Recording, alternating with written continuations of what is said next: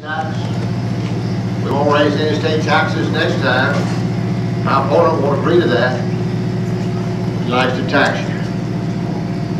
As a certified lobbyist, a few years back he tried to increase the taxes $400 million one time and $1 billion the next. Now of all things, he accuses me of raising your state taxes 155 times.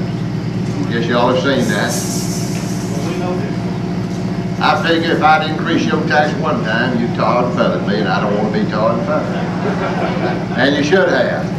Then when we pinned him to the wall and said, what are you talking about? He said, well, I'm talking about local bills, what county and city governments do. That's home rule. It's not my job to run your county or your city. We don't interfere with that. Then he got flustered, and he got some hired guns from over Atlanta, Georgia, to tell him what to say. And they threw out two acts of the legislature that I proposed and that I signed. That did raise something. It did what it raised.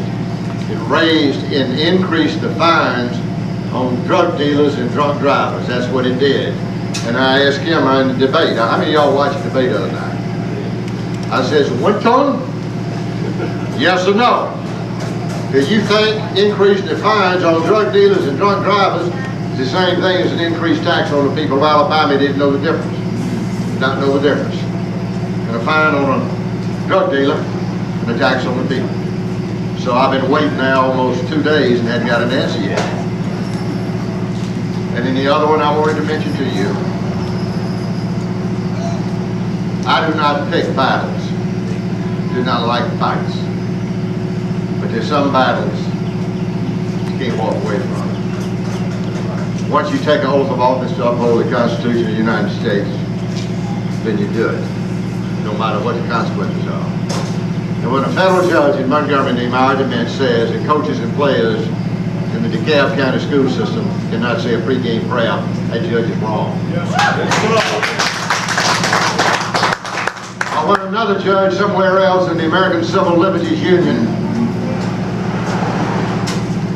say that a man and a good man in Etowah County first was a lawyer, he was a good lawyer. Before that he was a graduate of West Point and a Vietnam War veteran, and then he became a judge. And all he wanted to do was hang the 10 Commandments on his office wall. I'm talking about Judge Roy Moore from Gadsden, Alabama, and this governor will stand behind him as long as the breath of life left in my body. My opponent and the ACLU have both criticized me for taking those actions. Some things you don't change. Right's right, wrong's wrong. It's that fundamental. So, what I want to ask you to do between now and Tuesday is take the message, if you would, to your friends and to your families. And I'm going to ask you to get them to give me maybe 30 minutes of the time Tuesday. That's all it will take to go to the polls and vote. But if you're for me and don't vote, don't count. That's the same thing as voting for the other guy. So on this last stop, I would ask you and every citizen of Alabama to do what is the duty of all Americans. The right to vote is a very precious right. It's been paid for in blood. Our soldiers, sailors, and airmen. Since George Washington crossed the river Valley Forge. So thank you, and God bless you, and God bless Alabama.